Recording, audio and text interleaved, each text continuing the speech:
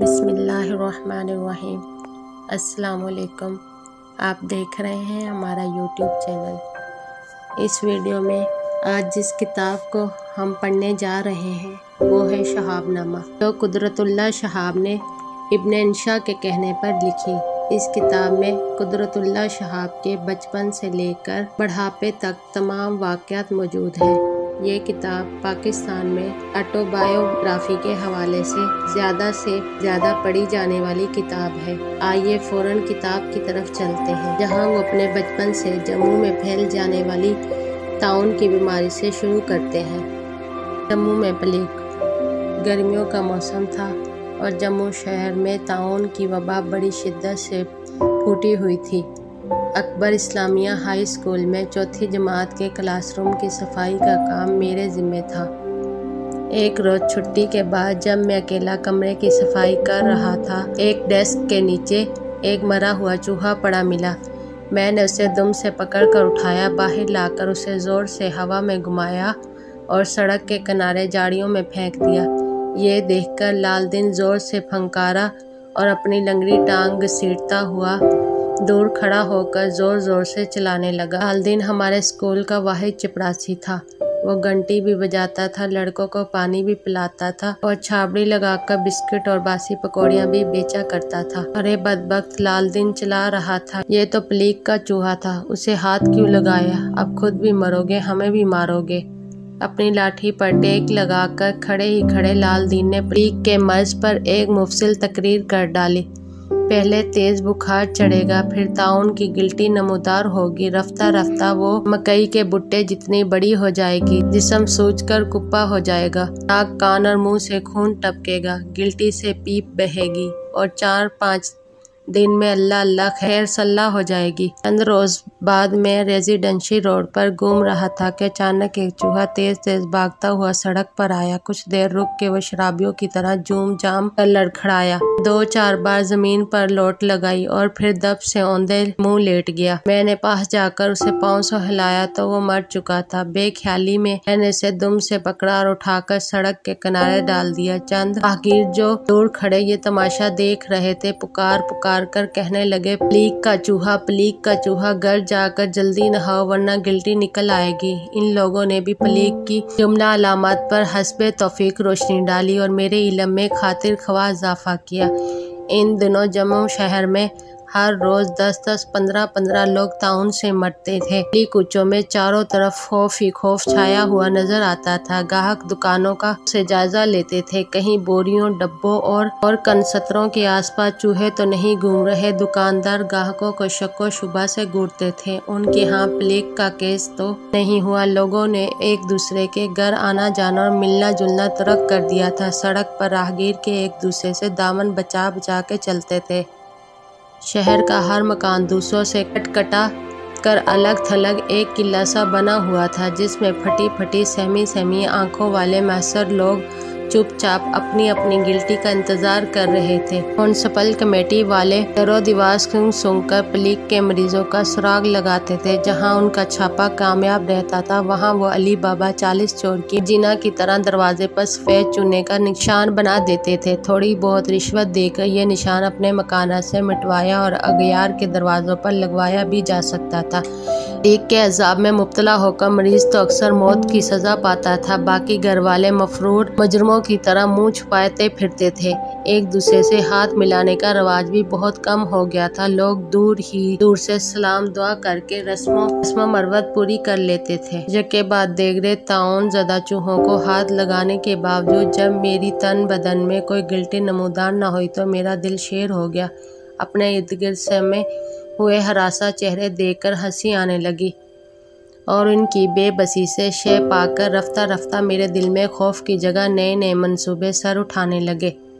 رگھوناتھ بازار میں حکیم گوران تیمل کی دکان تھی۔ ایک روز حکیم صاحب اپنی کرسی پر اکیلے بیٹھے اپنی نازک کار بیٹھنے والی مکھیاں اڑا رہے تھے۔ میں ان کے ساتھ لگ کر کھڑا ہو گیا اور گھبراہٹ کے لہجے میں بولا، حکیم صاحب پلیگ کی دوا چاہیے، بہت جلد۔ پلیگ کا نام سن کر حکیم صاحب چونکے اور ڈانٹ کر کہنے لگے، چھاتی پر کیوں چڑھے آتے ہو؟ دور کھڑے ہو کر بات کرو، کسی کو پلیگ ہے؟ میں نے روئی کا گولا टंकचर आयोडीन में तर करके एक मैली सी पट्टी के साथ अपनी बगल में बांधा हुआ था। मैं घिसक कर हकीम साहब के और भी करीब हो गया और आस्तीन में से बाजू निकालकर अपनी बगल मारने के लिए उनके मुंह के करीब लाने लगा तो उसकी आंखें खौफ से उबलकर बाहर की तरफ रखाई। हकीम साहब बौखलाकर इतने जोर से उठे कि कुर्सी खटाक से उलटकर पीछे की तरफ गिर गई। दुकान के अंदर दूर खड़े होकर वो चीखने लगे, दुकान है दुकान, छूत की बीमारियों का अस्पताल नहीं, फौरन बाहर निकलो और अस्पताल जाकर हाजिर हो जाओ वरना बुलाता हूँ अभी पुलिस वालों को। हकीम साहब की मेज़ पर गुलकंद का मर्तबान पड़ा था। मैंने जल्दी जल्दी ढकना उठाया और शीरे में लथपथ गुलकंद की एक मुट्ठी भरकर दुकान से बाहर चला आया। हकीम गोरान तैमल का एक ख़ास वसफ़ ये था कि वो दुकान की कोई चीज़ ज़ाया नहीं होने देते थे। एक बार रोगन बादाम की खुले मुंह वाली बोतल में मुर्दा छिपकली नजर आई। हकीम साहब ने चिमटे से पकड़कर उसे निकाला और कुछ देर तक उसे बोतल के मुंह पर उल्टा लटकाए रखा ताकि छिपकली से टपकते हुए बादाम रोगन के ज़्यादा से ज़्यादा कतरे बोतल में वापस गिर जाए। हकीम साहब पर उस कामयाब ब्लैकमेल ने मेरी हिम्मत बढ़ाई और हौसला बुलंद कर दिया। लोगों की बातें सुन सुनाकर दीवारों पर लगे हुए महकमा हिफ्ज़ाने सेहत के हदायतनामे पढ़ पढ़ाकर और फिर खुद अपनी रोशनी तबाह को खौफनाक हद तक बरोएकार लाकर मैंने पलीग की अलामत, कवाइफ और नताइज पर खसूसी तवील और हौलनाक किस्म की तकरीर अजबर कर रखी थी। उसे इक्का दुक्का लोगों पर आजमाया तो नतीजा खातिर खवा पाया। अच्छे अच्छे सेहतमंद और वज़नदार किस्म के बुजुर्ग पलीग के जिक्र अज़कार पर किसी न किसी मंजिल पर फिसल जाते थे और दफ्तर उनके मतीनो फतीन चेहरों पर तो हिम्मत के काले काले कव्वे बड़े ज़ोर शोर से काई करने लगते थे। इन मौक़ों पर मुझे कामयाबी कामरानी का वो नशा सरशार करता जाता था जो कवालों की पार्टी उस वक्त महसूस करती है जब उसके किसी बोल पर कोई बेअख्तियार उठकर हाल खेलने लग पड़े। स्कूल में मौलवी अब्दुल हनान हमारे उर्दू और दीनियात के जवां साल उस्ताद थे। बड़े खुश मिजाज, फजला संज और मेहरबान, गोरा रंग, तीखा नाक नक्शा, सुनहरी फ्रेंच कट दाढ़ी, नरम नरम तरनम आवाज़ और दीदा जेब खुश कता लिबास। उनकी नई नई शादी हुई थी। सबक पढ़ाते पढ़ाते वो दफ्तर फोक्तन अचानक खामोश हो जाते थे और आंखें बंद करके जूम कर फरमाया करते थे, सुभान अल्लाह, ज़िंदगी भी अजीब नेमत है। एक रोज़ मौलवी अब्दुल हनान क्लास में आए तो बुझे बुझे से थे। वो दोनों टांगे मेज़ पर फंसार कर कुर्सी पर नीम दराज होकर आंखें मीचकर उदासी से कहा, तबीयत बहाल नहीं, सबक ना होगा। बाकी लड़के तो हंसी खुशी खेल कूद में मसरूफ़ हो गए और मैं अपने चेहरे पर फ़िक्रमंदी की कली करके बड़ी संजीदगी से मौलवी साहब के कदमों में आ बैठा। उनके नथने फूले फूले थे, आंखें फटी फटी थी, कान थमथमाए हुए थे और चेहरे बुशरे पर हरास वसवास की चमगादड़ें उल्टी लटकी हुई थी। केस उम्मीद अफजा था, इसलिए 2-3 बार मैंने कोशिश की कि इन्हें शहर में ताउन की कुछ ताज़ा खबरें सुनाऊं, लेकिन हर बार उन्होंने मुझे सख्ती से झिड़क कर खामोश कर दिया। ये हरबा कारगर ना होते देखकर मैंने लालदीन चिपड़ासी की शिकायत शुरू कर दी। वो स्कूल की सफाई का खातिर ख्वाह ध्यान नहीं रखता, ख्वाह मख्वाह लालदीन की चुगली क्यों खाते हो? मौलवी साहब ने दर्शती से कहा, क्या किया है इस बेचारे ने?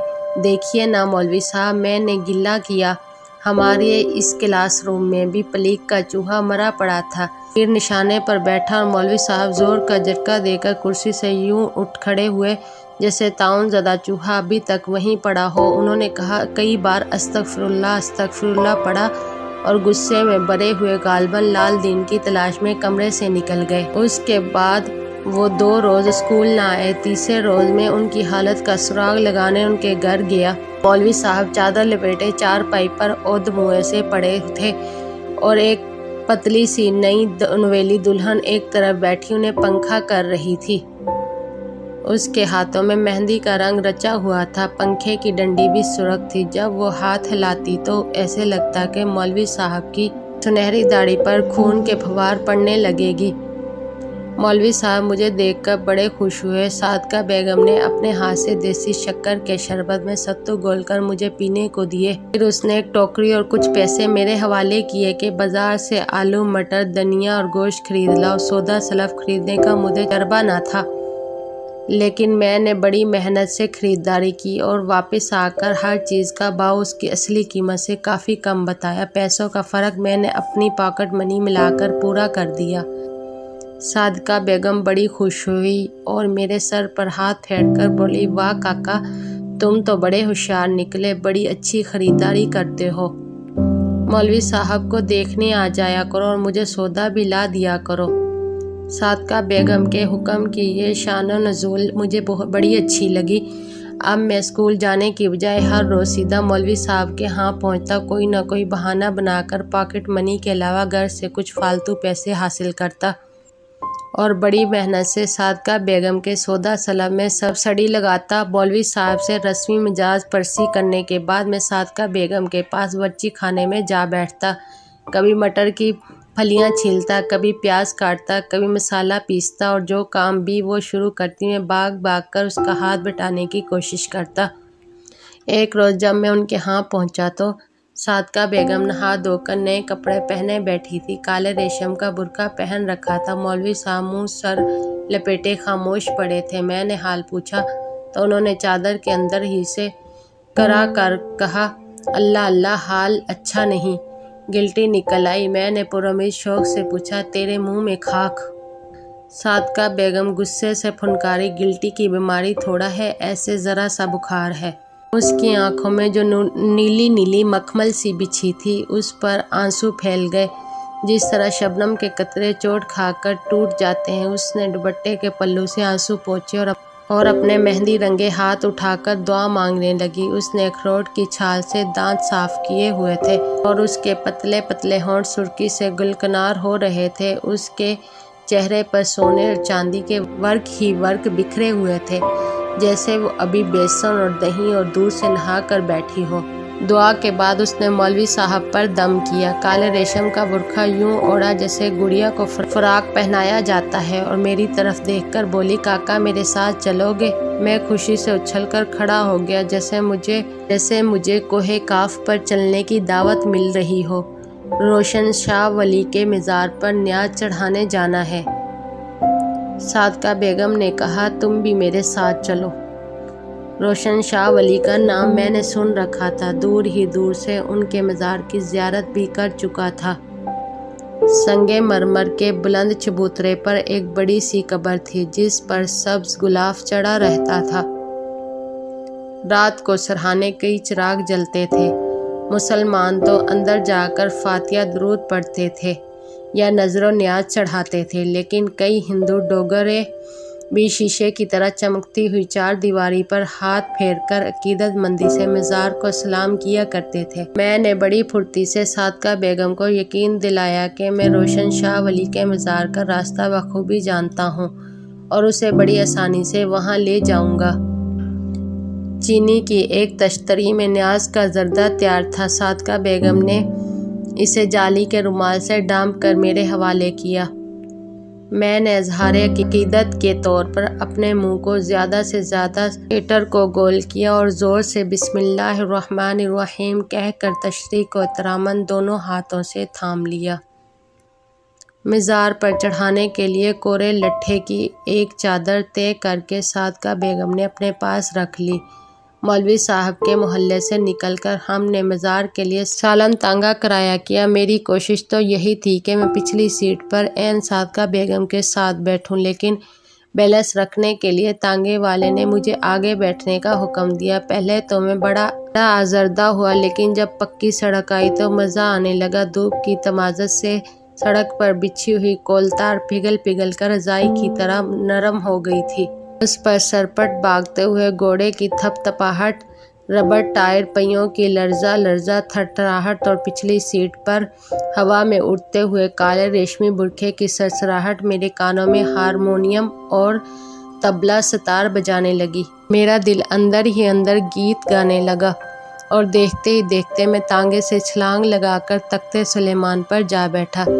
जिसे जिन और परियां हर वक्त अपने कंधों पर उठाए उड़ते रहते थे। बाहर सड़क पर चलती फिरती सारी मखलूक मुझे बड़े उदास, बेहद हकीर, बड़ी मुफलिस और लाइंतहा महरूमियों की मारी हुई नज़र आने लगी। अपनी खुशबख्ती और खुशवक्ती की तरंग में सरशार होकर मैंने बेख्तियार जाली का रुमाल एक तरफ सरकाया और ज़ोर देकर बड़े बड़े नवाले मज़े ले लेकर खाने लगा। ये देखकर तांगे वाला ज़ोर से गुर्राया चला चला कर सादका बेगम से कहने लगा, बीबी जी ये देखो तुम्हारा लौंडा न्याज जूठी कर रहा है, अब तुम्हारी मन्नत खाक पूरी होगी। सादका बेगम ने बुरखा उठाकर बड़ी बेबसी से मेरी तरफ देखा। उसकी आंखों में फिर शबनम के मोती बन बन कर टूटने लगे। मैं गुम करदा राख कुत्ते की तरह गर्दन डालकर चुपचाप बैठ गया। जब हम रोशन शाह वली पहुंचे तो सादका बेगम मायूसी से मिज़ार के बाहर सीढ़ियों पर बैठ गई। काका ये तूने क्या किया? वो बोली, न्याज जूठी कर दी, अब हम मिज़ार शरीफ पर क्या चढ़ाएंगे? उसकी आंखों से मोटे मोटे आंसू गिरने लगे, जैसे शम्मा से मोम के गरम गरम कतरे तेज तेज कतार दर कतार टपकते हैं। मैंने भी अपना सर उसके घुटनों पर रख दिया और ज़ारो ज़ार रोने लगा। हमें रोता देख कर मिज़ार का एक मलंग उठ कर आया और गरजदार आवाज़ में बोला, बालकों की खैर, पीरो दस्तगीर सब मुरादें पूरी करे, बीबी लाओ तुम्हारा नजराना हजूर में पेश कर दूं। मौका गनीमत जानकर मैंने फ़ौरन जर्दे की प्लेट उसके हवाले कर दी। सादका बेगम ने लट्ठे की चादर पेश की। मलंग ने चादर खोलकर उसे अपने बाजुओं से नापा और मायूसाना अंदाज में सर हिला कर बोला, बहुत छोटी चादर है बीबी, देखती नहीं हो बड़ी सरकार का मिज़ार भी कितना बड़ा है। सादका बेगम बेबसी से सिसकियां भर भर कर रोने लगी। मलंग को शायद तरस आ गया। उसने कहा, अच्छा बीबी, 100 रुपया साथ चढ़ा दो, अल्लाह बादशाह कबूल करेगा। सादका बेगम ने अपनी रेजगारी गिनी।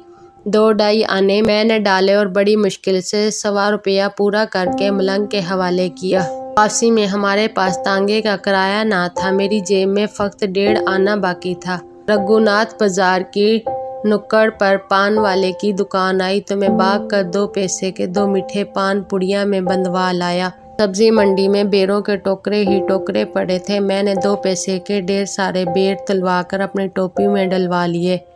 अब हम बेर भी खाते जाते थे और मज़े मज़े की बातें भी करते जाते थे। मैं जानबूझकर लंबे लंबे रास्ते इख्तियार करता था ताकि हमारा सफ़र तवील से तवील तर होता जाए। एक कोचे में मलाई बर्फ़ वाला लकड़ी की संदूकची बगल में दबाए हाँक लगाता फिर रहा था। मैंने लपक कर 2 पैसे की बर्फ़ पीपल के पत्ते पर रखवाई और भाग कर सादका बेगम को दे दी। उसने बुरखे के अंदर ही अंदर जल्दी जल्दी बर्फ़ खा ली। पत्ता मैंने चाट लिया। जब हम मंडी महाराजा के पुराने महलात के नज़दीक आए तो मेरी जेब खाली थी, वरना सादका बेगम के लिए एक आदर राज महल खरीदने का ख्याल भी ज़रूर आता। मौलवी साहब का मोहल्ला सामने आया तो दिल से बेख्तियार दुआ निकली, अल्लाह करे हमारे पहुंचने तक मौलवी साहब प्लीग से मर गए हों और मैं सादका बेगम के साथ इस तरह गली गली कोचा कोचा पान चबाता, बेर खाता, बर्फ़ उड़ाता, घूमता फिरता रहूं। लेकिन अफसोस के मौलवी साहब जिंदा सलामत थे और बददस्तूर चारपाई पर सर मुंह लपेटे अपनी गिल्टी का इंतज़ार कर रहे थे। इस रात मुझे पूरी तरह नींद ना आई। ज़रा सी आंख लगती तो रंग बरंग खवाहों के उड़न कटोले मुझे एक जगह से उठाकर दूसरी जगह पटक देते। खुदा खुदा करके सुबह हुई तो मैंने जल्दी जल्दी अपना बस्ता संभाला और भागता दौड़ता सीधा मौलवी साहब के यहाँ पहुँचा। वो खुद तो मौजूद ना थे, लेकिन उनकी चारपाई पर सादका बेगम मलमल का दुपट्टा ओढ़े गहरी नींद सो रही थी। मैं बावर्ची खाने में गया तो मौलवी साहब वहाँ भी ना थे। दूसरा कमरा देखा, वो भी खाली था। मेरे दिल में उम्मीद का एक छोटा सा साम खुशी से लहराया कि शायद मौलवी साहब मर गए हों और रातों रात इन्हें दफन भी कर दिया हो। लेकिन फिर अचानक पिछली कोठरी से उनकी आवाज़ आई, जैसे कोई कब्र के अंदर से बोल रहा हो, बेटा बात सुनना। मैं बेसब्री से कोठरी की तरफ लपका और बड़े इश्तियाक से पूछा, मौलवी साहब गिल्टी निकल आई? बकबक ना करो, मौलवी साहब ने मुझे झिड़का। वो इस तंगो तारीख कोठरी में सबसे अलग थलग ज़मीन पर अपना बिस्तर बिछाए بیٹھے تھے اور چائے میں باکر خانی بھگو کر ناشتہ کر رہے تھے۔ انہوں نے مجھے کوٹری سے باہر رہنے کی تلقین کی اور برائی ہوئی آواز میں بتایا کہ صادقہ بیگم کو تیز بخار ہے، رات سے دائیں بغل میں طاعون کی گلٹی بھی نمودار ہو گئی ہے، اس کے ماں باپ کو خبر پہنچا دی ہے، وہ بھی آتے ہی ہوں گے۔ بیٹا اس وقت تک تم بی بی کے پاس بیٹھو، اس کی خبر گیری کرو۔ مولوی صاحب نے میری طرف کچھ پیسے پھینک کر کہا، بازار سے برف لے آؤ، بی بی کے سر پر رکھو اور شربت بنا کر پلاؤ۔ گلاس باہر گلی کے نلکے پر دھونا اور اس پلنگ کے پاس الگ رکھ دینا، باورچی خانے میں دوسرے برتنوں کے ساتھ نہ ملا دینا۔ برف لا کر میں نے ایک ڈلی توڑی اور صابن کی طرح اسے صادقہ بیگم کے ماتھے پر ملنے لگا۔ برف کا ٹکڑا گرم توے پر رکھی ہوئی مکھن کی ٹکیاں کی طرح پگھل گیا اور اس کا پانی چھوٹے چھوٹے پرنالوں کی طرح اس کی آنکھوں اور کانوں اور گالوں پر بہنے لگا۔ چند لمحوں کے بعد صادقہ بیگم نے آنکھیں کھول کر مجھے حیرت سے گھورا اور پھر ہاتھ سے دھکیل کر مجھے اپنی چارپائی سے اٹھا دیا۔ ہائے ہائے کاکا، میرے پاس نہ بیٹھو، میرے تو پلیگ نکل آئی ہے، اللہ تمہیں حفاظت میں رکھے۔ میں نے جلدی اٹھ کر شربت بنایا، بہت سی برف کوٹ کر اس میں ڈالی۔ صادقہ بیگم گٹ سارا گلاس ایک ہی سانس میں پی گئی۔ میں دوسرا گلاس بنانے لگا تو اس نے روک دیا۔ بس کاکا، ابھی نہیں، اللہ تمہیں خوش رکھے۔ وہ بڑی دیر تک بستر پر لیٹی چھت کی طرف ٹکٹکی باندھے دیکھتی رہی، پھر بولی، میرا منہ بہت کڑوا ہو رہا ہے کاکا، مجھے ایک میٹھا پان لا دو گے؟ وہ مجھے دینے کے لیے جیب سے کچھ پیسے نکالنے لگی، لیکن میں سر پر پاؤں رکھ کر باغ کھڑا ہوا۔ رگھوناتھ بازار وہاں سے 2-2.5 میل دور تھا۔ میں بھاگم بھاگ اس دکان پر پہنچا جہاں سے ہم نے کل بھی میٹھے پان کھائے تھے۔ 4 پان خریدے اور اس طرح ہانپتا واپس پہنچا تو صادقہ بیگم کے مائکے والوں نے گھر پر چڑھائی کر رکھی تھی۔ 3-4 لوگ اس کی چارپائی کے گرد و حصار باندھے بیٹھے تھے۔ وہ عورتیں باورچی خانے میں قابض تھیں۔ میں پانوں کی پڑیاں صادقہ بیگم کو دینے لگا تو اس کے والد نے مجھے ڈانٹ دیا اور پڑیاں میرے ہاتھ سے چھین لی۔ میں کچھ دیر عضو معطل کی طرح بیکار ادھر ادھر گھومتا رہا، پھر مولوی صاحب سے بات کرنے پچھلی کوٹری کی طرف گیا۔ وہ سر سے پاؤں تک چادر لپیٹے بے حس و حرکت لیٹے ہوئے تھے۔ میری آواز سن کر انہوں نے ایک ہاتھ چادر سے نکال کر سرخ جھنڈی کی طرح ہلایا اور مجھے باہر سے دور دفع ہو جانے کو کہا۔ کافی دیر جب کسی نے بھی میرا کوئی نوٹس نہ لیا تو میں مجبور ہو کر گھر آ گیا۔ رات کو میں نے ماں جی کو بتایا کہ ہمارے دینیات کے ماسٹر صاحب کی بیوی کو پلیگ ہو گئی ہے، مولوی صاحب کو بھی گلٹی نکلنے ہی والی ہے، میں نے ان کے لیے منت مانی ہے، اس لیے مجھے وہ روشن شاہ ولی کی نیاز پکا دیں۔ یا اللہ سب کی خیر، ماں جی نے کہا، میں صبح سویرے نیاز پکاؤں گی۔ اسکول جاتے ہیں مزار شریف پر چڑھاتے جانا، دعا بھی مانگنا، لیکن بیٹا خبردار ان کے گھر بالکل نہ جانا، یہ چھوت چھات کی بیماری ہے، اللہ سب پر اپنا رحم کرے۔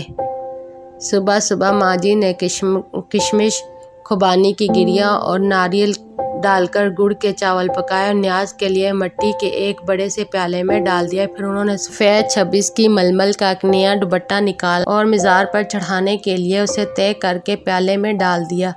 میں ایک ہاتھ میں اسکول کا بستہ، دوسرے ہاتھ میں نیاز کا پیالہ لے کر خوشی گھر سے نکلا، لیکن روشن شاہ ولی تک پہنچتے میری ساری خوشی کافور ہو گئی۔ مجھے رہ کر مزار کے ملنگ کا خیال آنے لگا جس نے لٹھے کی چھوٹی چادر کو بڑے مزار پر چڑھانے کے لیے صادقہ بیگم سے 125 روپیہ جرمانہ بھی وصول کیا تھا۔ ململ کا دوپٹہ تو چادر سے بھی چھوٹا تھا۔ اول تو میرے پاس پیسے ہی نہ تھے، لیکن اگر ہوتے بھی تو انہیں خواہ مخواہ اس موٹے سے ملنگ پر ضائع کرنا میرا دل قبول نہ کرتا تھا۔ جو ہی روشن شاہ ولی کے مزار پر مجھے ملنگ کا یہ بدصورت سا گرد مندلاتا نظر آیا، میرے دل سے آنن فانن ایک بہت بڑا بوجھ اتر گیا۔ میں نے مزار کو دور سے سلام کیا اور وہیں سڑک کے کنارے بیٹھ کر آدھے چاول خود کھا لیے اور باقی ایک کبڑی سی بڑھیا کو دے دیے جو قریب ہی بیٹھی گوبر کے اپلے تھاپ رہی تھی۔ 26 کی ململ کا سفید دوپٹہ میں نے طے کر کے کتابوں کے درمیان اپنے بستے میں رکھ لیا۔ چلتے میں نے دل میں کئی خیالی پلاؤ پکائے۔ ایک ارادہ تو یہ ہوا کہ میں سیدھا عطاءاللہ رگریز کی دکان پر چلا جاؤں، یہ دوپٹہ اسے رنگنے کے لیے دے دوں۔ عنابی، گلابی، فیروزی، کاسنی، انگوری، ایک کر کے بہت سے رنگ میرے پردہ خیال پر لہرائے۔ کوئی رنگ ایسا نہ تھا جو صادقہ بیگم پر پھول کی طرح کھلتا نہ ہو۔ میں نے بار بار اپنے ذہن میں بڑا زور دے کر سوچا کہ اسے خود کون سا رنگ پسند ہے، لیکن کچھ سمجھ میں نہ آیا۔ اس نے اپنی پسند ناپسند کا کبھی ذکر و اذکار ہی نہ کیا تھا، لیکن جس طرح بھی ہو آج میں اس سے ضرور پوچھ کے رہوں گا کہ اس کا سب سے زیادہ پسندیدہ رنگ کون سا ہے۔ اگر اس نے صاف صاف بتا دیا تو خیر، ورنہ دوسرا منصوبہ میں نے بنایا کہ یہ دوپٹہ وین محمد بٹ سے رنگوا لوں گا، جو چزیوں اور صافوں پر رنگ برنگ لہریاں ڈالنے میں سارے شہر میں بڑا مشہور تھا۔ اسکول کی استانیہ اور کالج کے لڑکے جب اس کی کاریگری سروں پر سجا کر باہر نکلتے تھے تو سڑکوں پر ہر طرف بہار ہی بہار آ جاتی تھی۔ دل ہی دل میں گونگا گوں رنگوں، خوشبوؤں اور خیالوں کے تانے بانے بنتا۔ جب میں مولوی صاحب کے گھر پہنچا تو شیخ چلی کے انڈوں کی ٹوکری کھٹاک سے زمین پر گر گئی۔ اس کا بنا بنایا کنبہ برباد ہو گیا، اس کے سجے سجائے گروندے مسمار ہو گئے، کیونکہ ڈیوڑی میں صادقہ بیگم کا جنازہ تیار رکھا تھا اور 8-10 گدھ نما آدمی قبرستان چلنے کے لیے گلی میں منڈلا رہے تھے۔ میں گھبرا کر مولوی صاحب کی طرف بھاگا۔ وہ اپنی کوٹھری میں چادر اوڑھے بیٹھے تھے اور رو رو کر قرآن شریف پڑھ رہے تھے۔ مجھے اپنی طرف آتے دیکھ انہوں نے بائیں ہاتھ سے مجھے دھتکارا اور غصے سے چلائے، میری طرف منہ اٹھائے، کیوں چلے آ رہے ہو؟ جاؤ بی بی کے جنازے میں شرکت کرو۔ انہوں نے قمیض کے دامن سے آنسو پوچھے اور کڑک کر کہا، نماز جنازہ کی نیت اور ارکان یاد ہیں یا بھول گئے؟ کئی بار پڑھا چکا ہوں۔ ہاں یاد ہے، میں نے بھی بلند آواز سے کڑک کر جواب دیا اور دبے لفظوں میں نماز جنازہ کی نیت، نماز جنازہ کے ارکان اور مولوی صاحب کی ماں بہن کو بڑی فحش گالیاں دی۔ یہ ہاں کیا ہوتا ہے؟ مولوی صاحب سانپ کی طرح پھنکارے۔ جی نہیں کہا جاتا، سور کہیں کے۔ میں نے دل ہی دل میں انہیں چند اور گالیاں دی، پھر زبان باہر نکال کر ان کا منہ چڑھا دیا۔ مولوی صاحب نے چپٹ کر اپنا جوتا اٹھایا اور زور سے میری طرف پھینکا، لیکن نشانہ خطا گیا۔ گھر سے تو جنازے کے ساتھ 10-12 آدمی چلے تھے، لیکن قبرستان تک پہنچتے صرف 5-6 ہی باقی رہ گئے۔ قبرستان میں خوب چہل پہل تھی، گورکن بھی خوب مصروف تھے۔ 3-4 قبریں پاس پاس کھود رکھی تھی۔ انہوں نے بڑی پھرتی سے صادقہ بیگم کو لحد میں اتارا اور جلدی جلدی بیلچوں پر بیلچے چلا کر اس کے تن بدن پر بوری مٹی کا اونچا سانبار لگا دیا۔ ایک شخص نے پانی کا آدھا پیپا انڈیل کر قبر پر چھڑکاؤ کیا اور فاتحہ پڑھ کر سب لوگ لوٹ گئے۔ میں نے سوچا کہ اور کچھ نہیں تو 26 کی ململ کا دوپٹہ کم از کم صادقہ بیگم کے مزار پر چڑھا دوں، لیکن دوسرے جنازے کے کچھ لوگ آس پاس کھڑے تھے، اس لیے میں جھمک گیا اور اپنا بستہ بغل میں دبا کر چپ چاپ واپس چلا آیا۔ اگلی ویڈیو میں ہم آپ کو بتائیں گے نندا بس سروس۔ ویڈیو اچھی لگی تو لائک اور سبسکرائب کریں۔ شکریہ۔